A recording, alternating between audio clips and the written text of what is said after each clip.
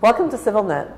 It's the beginning of the year, and my guest today is a friend, a diplomat who's lived in Armenia for years, someone very active in Armenia's economic development, social development, political development, Tim Straight, whom you know at this hour on every Monday, to be the host of Straight to the Village, or Tima Ganumekyur. Hi, Tim.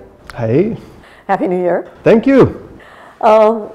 You have been voluntarily working with us since the beginning to do this series, Straight to the Village, Tima Ganumekyur. And it was a no-brainer when we thought it up, because I don't know anybody in Armenia who knows these villages as well as you do. I don't know most Armenians who know these villages as well as you do. And I don't know if our viewers know, but most of the villages we go to because you've been there and you know there's a story to tell. Why is it that you've turned into this guy who knows the villages and how they live and how they operate? Why is it that that's what drew you? You're an honorary consul. You could probably get into anything you wanted, but you're in the villages. Yeah, I don't know. You know, when I came to Armenia 13 years ago, almost 13 years ago, I was here with the Norwegian Refugee Council, and now I'm the Consul. And I've never forgotten the stories of the people that we met on the villages. And at that time, those were refugees, Armenians from Azerbaijan, and we were building houses for them in various villages. And the stories that I heard from those people were just fascinating. And they're very personal, and they're very private, and they're moving. While as the consul on the political side of things, I follow the development of democracy in this country and free and fair elections and the fight against corruption and all of those other issues that are so important for the development of an open society and a democracy. And it's tough to see results on that. You keep chipping away at it, but you have trouble seeing results, and it's about big systems and big problems and not about individuals.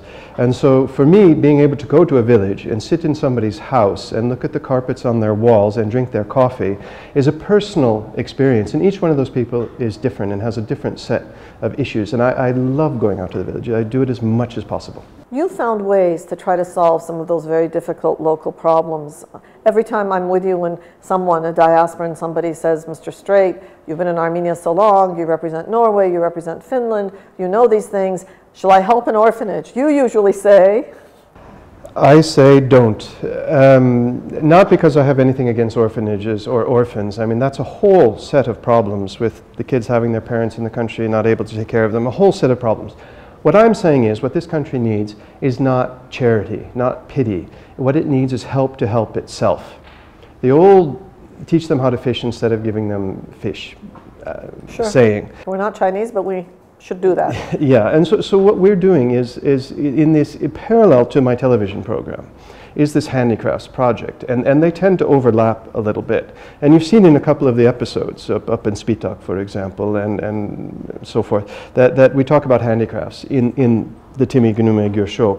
And that is a way of trying to go in and identify a problem, say, yes, this is a problem, and yes, these are wonderful people, and offering them a way out of it. Now, I'm not talking about showers of money tomorrow. I'm talking about lots of hard work. I'm talking about starting small and building up. So for me, to go to these villages and get a correct picture of where they are in their heads, as well as where they are in their physical terrain, is very important for me to understand how to help them.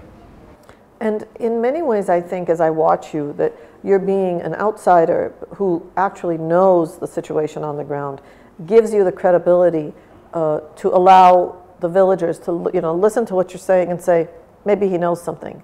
You bring a knowledge of the ground together with your know-how. And you show them how to use a whole cycle. You help with design, you help with sourcing, and they don't say, just stop, let me do this my own way. They do. One of the big issues in working with the villages of Armenia and trying to change things is working with certain mentalities. One of the mentalities that we're fighting against all the time is the future is not going to be better than today. That's a huge one, and that's the most serious one, trying to get them to believe that tomorrow can be better than today. Why is that a problem in product development or handicrafts? Because, for example, if I take Liana in Goris, who makes the cows that the Goris Women's Resource Center makes, she has the little cute little cows she has more orders for her cows than she can produce, and yet she refuses to let anyone else make that cow. Even when we said, what about your mother, what about your neighbor, your sister, your cousin, we don't care, we need more cows. She said, no, because I don't believe the next order will come. I don't believe in tomorrow. That's the biggest thing we're fighting. And then there's a touch of, but this is better. We do have that. We ask them to make a cow, and they make a zebra instead, but this is better. And my argument always is, I don't know, I'm not going to argue with what you think it's better, and you like it better. That's not an issue. What I'm saying is, I'm from the outside.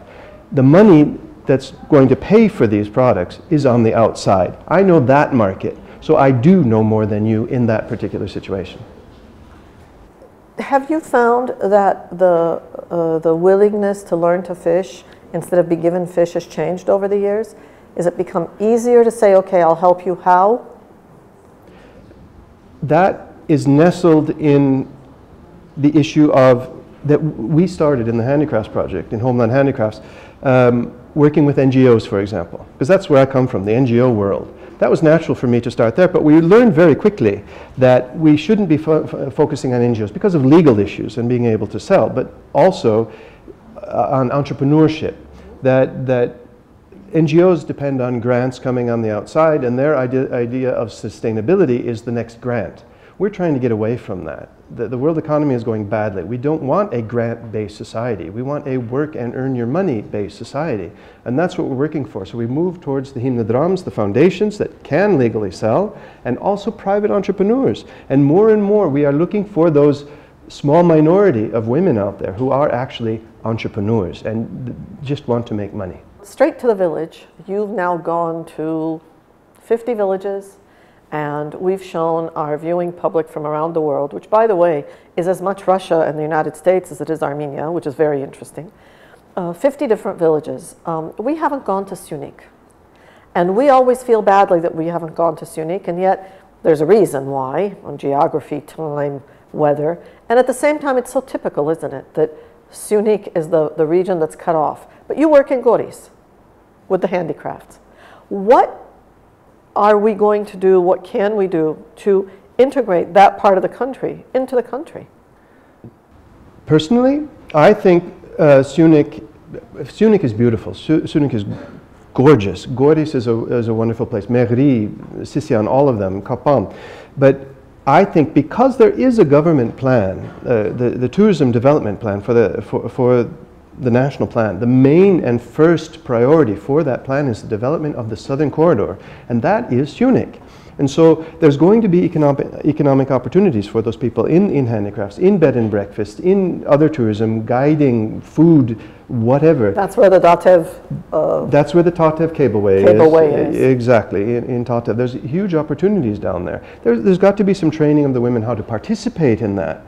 But if we look at other areas of the country, I prefer to focus on areas where there aren't large government programs and focus, or diasporan government, international programs and focus on them. And for example, Shamshadin is up on the other end of the country in Tavush. That's one of my favorite areas. And now, because we started putting focus on Shamshadin a year ago in the TV program and in the handicrafts program and project, and bringing other people into the region, that people started actually tripping over each other in Shamshadin, and I've started telling them, okay, you guys go do your thing in Shamshadin to fix the school, fix the road, the municipal garbage dump, the teddy bear project, all of that, that's fine, go do it. The newspaper that they just started up there, I'm shifting focus now from the Shamshadin area. I'm not forgetting it. I'm just saying, yes, we got to do that. But let's spread the good news. We're going up to the Vartanis area now with major projects. The international donors are saying Vartanis, for example, is a place where there are no, there's not a set of individuals or organizations that can provide a base as local partners in that region. And so I've talked to organizations like Mission East and the Jinishan Foundation and the Armenian Roundtable of Churches and all of that, and told them, can't you guys get together and form your own base up there, because there are a bunch of villages up there that really need some help and really need some development. And that came out of my potholder and oven glove project up there. The next region I think should be looked at is Northern Shirak. That's another very underdeveloped area, Gogovit and places like that. Near the Georgian border. Near the Georgian border. Well, if your program and if this little conversation had one message, it's that go for the micro instead of the macro. The macro is something that we need to do as a society, but the micro are things that individuals can get involved in and try to solve. And thank you, Tim Strait. Tim Strait, who is not only Honorary Consul of the Kingdom of Norway and of Finland to Armenia, but also the founder of great projects like Homeland Handicrafts, like the Pert Bears that have all taken off, all visible on CivilNet. You can find it here. You can find it on Facebook. And someone who has spent the last 13 years getting to know Armenia's villages, Armenia's villagers. And we try to bring all of that to you with Tim Strait's help on CivilNet. Thank you for watching CivilNet.